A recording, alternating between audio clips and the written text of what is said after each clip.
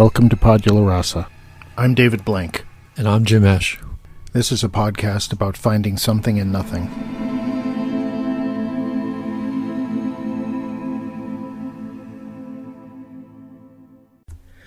Hi, this is Dave. Today we begin Season 4. After a brief hiatus from Podula Rasa, Jim and I discussed having a new format, which might be shorter shows.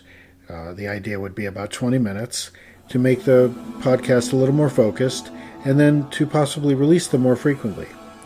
Of course, what happened was our first attempt at a show resulted in a conversation that lasted more than an hour and a half, which followed by me being lethargic and waiting 3 weeks to really get serious about a podcast. So here it is, Season 4, Episode 1.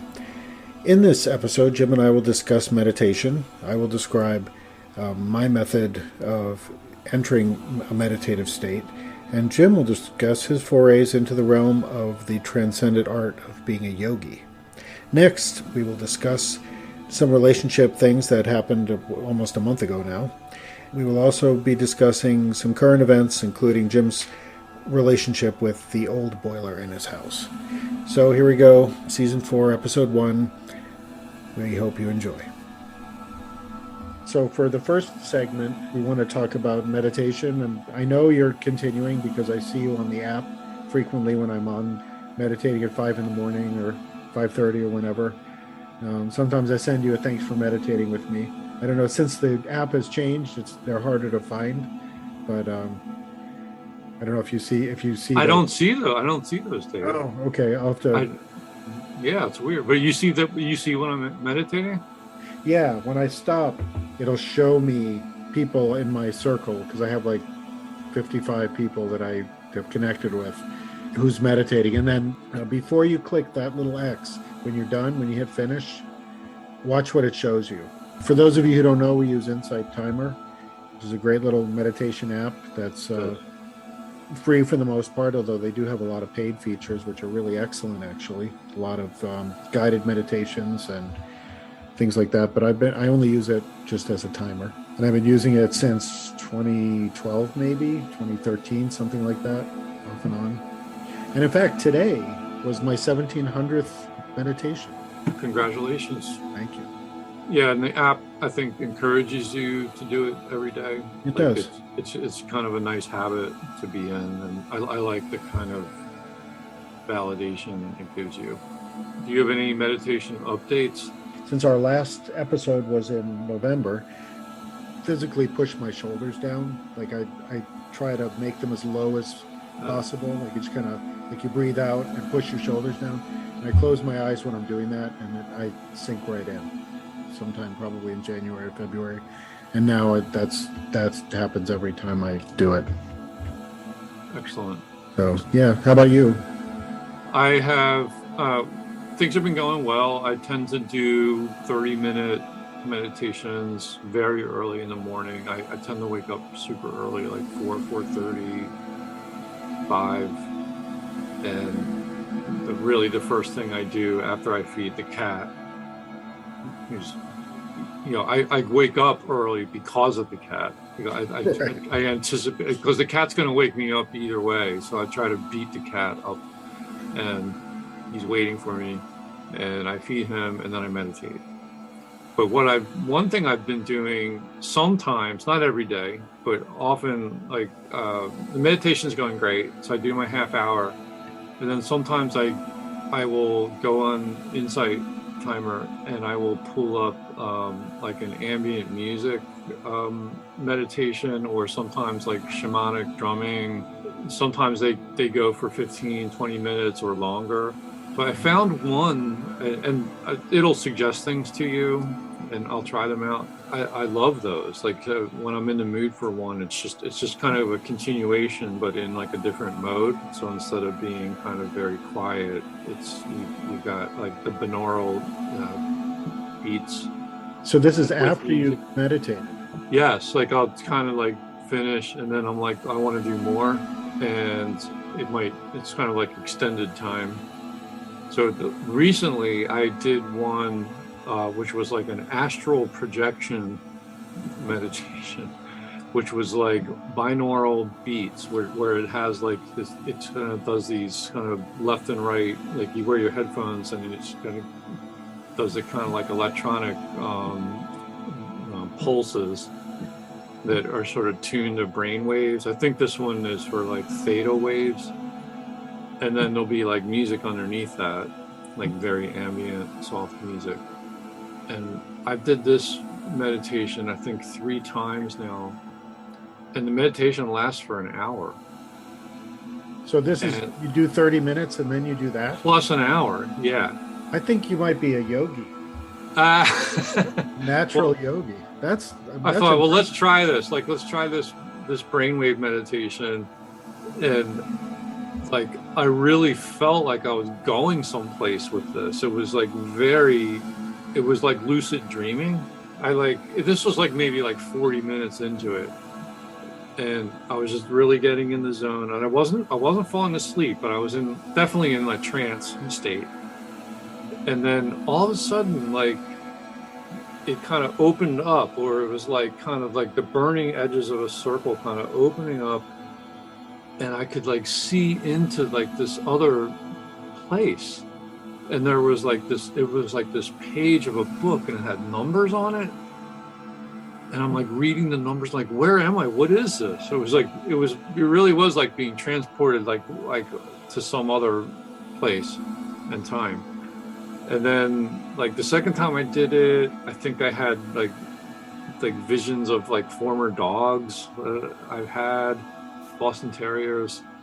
And then the third time, like it was another thing. Like at some point in each of these astral projection meditations, I kind of get into this. Oh yeah, and there was one time where I was like, I felt like this sense of falling, like shuddering through like layers, like kind of like it was in a way it was like a transcendent phenomenon, but going down, not up.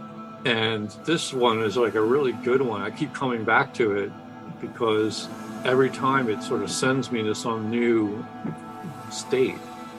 For most of it, it's very grounding. It's super relaxing, and just very calming. And you get into a trance state. And then like at some point, as you're kind of like midway through it, it kind of sends you someplace. The best way I can describe it is if you've ever had a lucid dream where you're asleep and you're dreaming, but you're aware that you're dreaming. Yep, I have had one. And it's very vivid. Yep. And it's a lot like that. Wow. How did you realize that you were lucid dreaming? Because it felt so real. Like what I was experiencing was like not in my control. It was just like presented to me. Okay. And I was just experiencing it, watching it, listening. Usually it's just sort of more visual. And yeah, I was like, I left the guy a review. I was like, this was amazing, Wow. Because you can watch these things on Insight Timer, and then you can like rate them and review them. And yeah, they're pretty cool. So there's a lot of those I do from time to time. I don't do them all the time, but when I'm in the mood, I'm like, oh, I'm so relaxed after the 30 minutes. Like, let me just keep it going. And because I get up so early, I don't really want to do much else yet. It's a good time to do stuff like that. See, if it were me and I were the only one up, I'd be working. I do that too. All right, time to check email. So when this does happen, I try to make sure to write down in my bullet journal like what I saw on that trip, right? Like, and so I don't forget it, because like maybe it has some significance that I'm not aware of. Yeah, that's awesome. Thank you for sharing that. Sure. I really want to check this out now. It sort of reminds me, just to link back to a theme from a very early show on John Hassel. I used to have that sort of experience when listening to Fourth World music, which was Ambient 4, I think, with Brian Eno.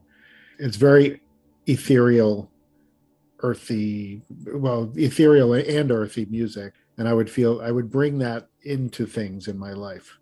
Like when I would bring that music along as the soundtrack to different events. So I kind of understand it, but what you describe is You got to share it with me. I will. I will share the link. Great.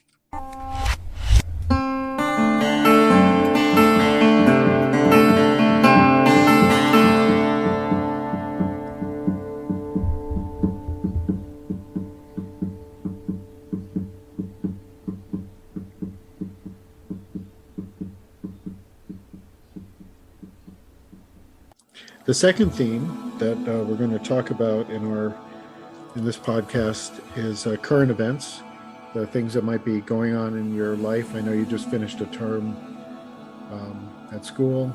My terms never really end, although I did finish a couple of schools and classes. So, but you have some news.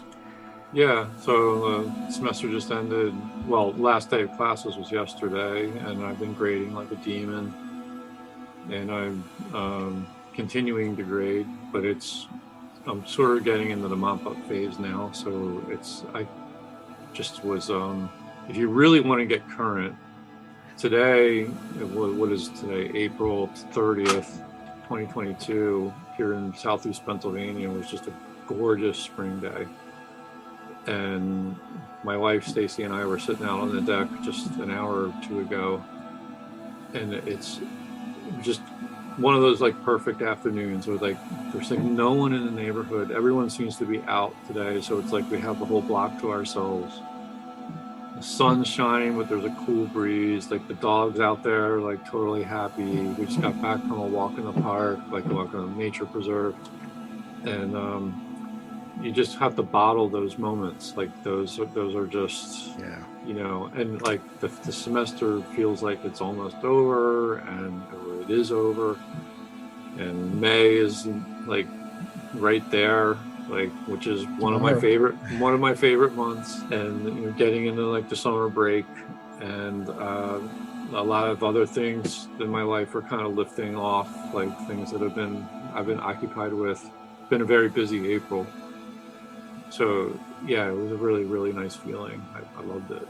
My wife and I had a very similar experience today. The weather's beautiful. I mean, it's probably not as warm as it is down there, but I think it's in the mid 60s here in Western New York. And we actually went shopping for washer and dryer, because our house that we're building is hopefully within a couple of months of being finished, and nice. The time when you do that. So afterwards, we went over to the house just to kind of take a look around, as we tend to do. I mean, nothing's happening there today because it's Saturday, but we were able to look through the windows, and we saw that some of the inside doors are in, and that was like a big moment for us to actually see that started happening. And then we started talking. We're kind of picturing like a backyard kind of oasis kind of thing, because of the way our house is sitting. And so we're trying to plan out a deck. And she had some really great ideas as we were just standing in like literally the dried mud of our backyard, looking at the house. And she was like, well, what if we did a deck this way instead of that way? And, you know, put this here and that there. And it was like, in an instant, our ideas congealed into one thing that this is what we're going to do. And it happens that way a lot, but we've been together 20 years, and every time it happens, it's like it's magic, you know? Yeah. You feel like I belong with this person. Yeah, exactly. That's cool. The other. Do you want me to get into my boiler story? Sure, if you want to talk about the other current event is we got a new boiler installed. And I've been joking about this with colleagues at work. Like, when they ask me, like, what's going on? You know, I'm like, well, you know, just boring homeowner business. But we switched to natural gas heat from oil heat, and because every year the oil company, like, have a service contract, they come out to maintain the boiler, you know, kind of check it out and check the tank and everything. So they did that. In the last couple of years, they were saying, your oil tank is getting pretty old. You know, you might want to think about replacing it. And then, like, the guy this year was saying, like, you've already got natural gas coming in the house. Like, you should just switch over. Like, why pay all this money to the oil company for oil? And a new tank is not cheap. The new tank is not cheap. Because we did that a couple of years ago. It was like $3,500 just for the tank. That's right. Yeah. And the boiler the oil-fired boiler was, I'm pretty sure, older than I am. Held together by band-aids and duct tape. No, this thing was a workhorse. Like this thing was just like cast iron. This thing was just a behemoth. But it's, I mean, I've been trying, like, I've been talking to various people who come to the house to look at it to determine the age. It's like they don't even know how old it is. I've gotten a range from like the 40s up through the 60s. How old is your house? The house was built around 1910. It's I think it's either 40s, 50s, or 60s. It's probably 60s, because when the guy came in to put the new boiler in, he's like, there's insulation in here inside of it, and it's not asbestos, so it's probably 60s. So my theory is it's that he knew, like, that was when they kind of like changed the insulation. So it's as old as I am, if not older. Did they have any trouble getting it out? Oh, well, I've got a story on that too. But so anyway, we thought, well, and this boiler has been so reliable for us. Like, I mean, I'm thinking about all the families it's served. It's at least 3 families that have lived in this house, like, since it was installed, maybe more. And I'm thinking like it's time, because, like, you know, the tank's going, and I was talking to the guy, and he's saying, like, well, yeah, you can replace the tank, but then what if the boiler goes? Then it's like, now you got to get that replaced. So why not just switch to natural gas and just get rid of the tank and put the new boiler in? So that's what we decided to do. And you don't want to do it when it fails. No. And I think I was like very attuned to all this because you had that like flood in your basement problem. Yeah. I'm like, I don't want oil in my basement. Right. You know, like to like leak out of the tank. So we decided to do this, and then like they gave me an estimate, and it looked pretty good. Like the guy was really like a real pro. He was like not hard selling anything. So we decided to go with it, and then it all happened fast. Like he led me to believe that this was going to happen in about a month. Like, okay, now that we're signing on and put our deposit down, he's like, it could take about 4 weeks for Pico to sort of like increase the load on the natural gas and for everything to come in right. Well, then he calls and says, like, we can come next week.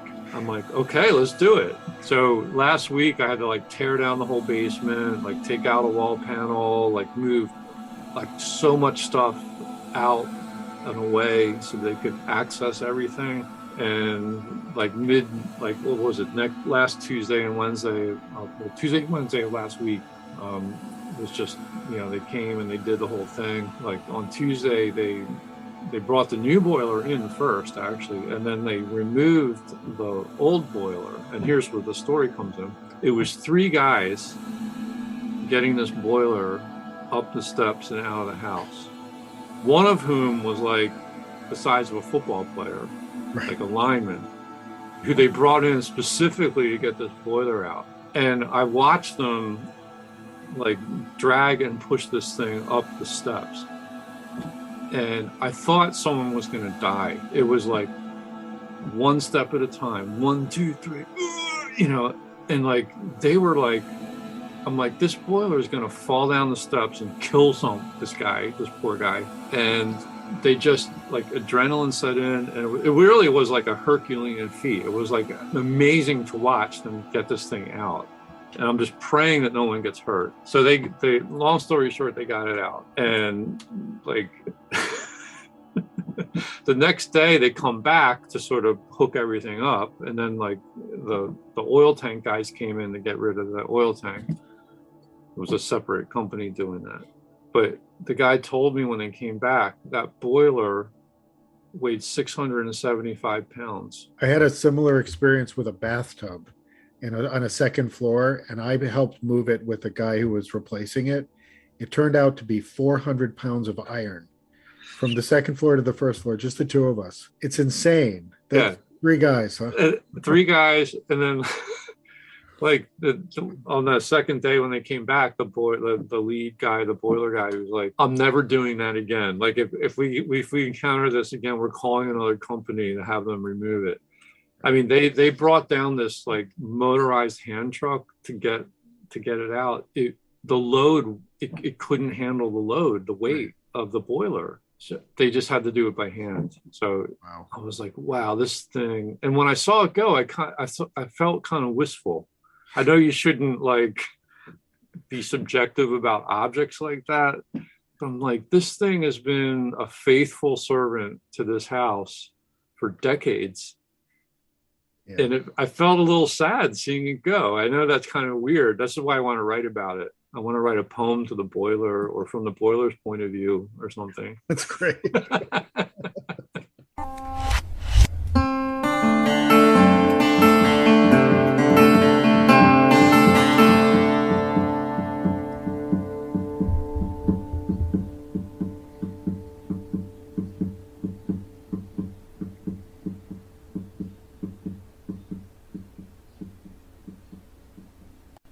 Today's show was recorded April 30th, 2022, and mastered May 23rd, 2022. Insight Timer, the meditation app that we discussed, can be downloaded from insighttimer.com. That's just one word, Insight Timer. And the meditation that we discussed is a 60-minute astral travel theta binaural beats by Gaia Meditation, which can be downloaded from the app or from the link in the show description. We thank you very much for taking the time to listen to our podcast and look forward to hearing from you if you have comments or suggestions. Thank you and take care.